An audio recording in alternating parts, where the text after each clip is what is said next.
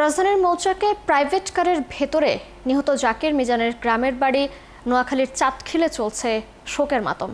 স্বজনদের দাবি, তাদের পরিকল্পিতভাবে হত্যা করা হয়েছে। তারা জানান, আমেরিকাতে যাওয়ার জন্য এক আদম ব্যাপারীকে ১৯ লক্ষ টাকা দেওয়া হয়েছিল। এরই জেরে হয়তো হত্যাকাণ্ড ঘটতে পারে। তবে ঘটনার সুষ্ঠু তদন্ত করে হত্যার রহস্য উদ্ঘাটন এবং জড়িতদের দৃষ্টান্তমূলক শাস্তির দাবি জানান নিহতের স্বজনসহ এলাকাবাসী। মিজানুর রহমানের তথ্য ছবিতে প্রতিবেদন। নোয়াখালীর চাটখিল উপজেলার খিলপাড়া খামারবাড়ি এলাকায় প্রাইভেট কার চালক জাকিরের বাড়িতে চলছে শোক। আহাজারি করছেন তার পরিবারের লোকজন। এলাকার মানুষ জানায়, গত শনিবার জাকির নোয়াখালী থেকে ঢাকায় যায় সিরাজুল ইসলাম মেডিকেল কলেজ হাসপাতাল থেকে রোগী আনার জন্য। কিন্তু রোগীর অপারেশন শেষে আরও 2 দিন থাকতে হবে। এই কারণে গাড়িটি হাসপাতালের বেজমেন্টের পার্কিং করা ছিল।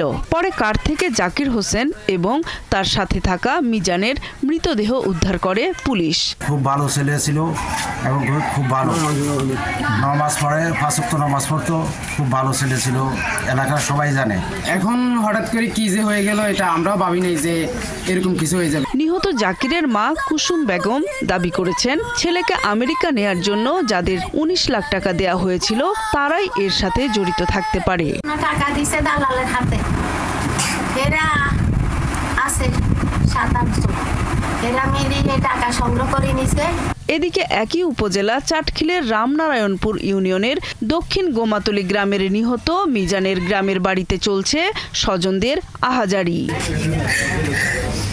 মিজানের বড় বোন জানান, জাকিরের মাধ্যমে ড্রাইভিং শিখছিল সে এবং শনিবার তার সাথে ঢাকায় যায়। হত্যার রহস্য উদ্ঘাটন করে জড়িতদের দৃষ্টান্তমূলক শাস্তির দাবি জানান তিনি সহ এলাকার লোকজন।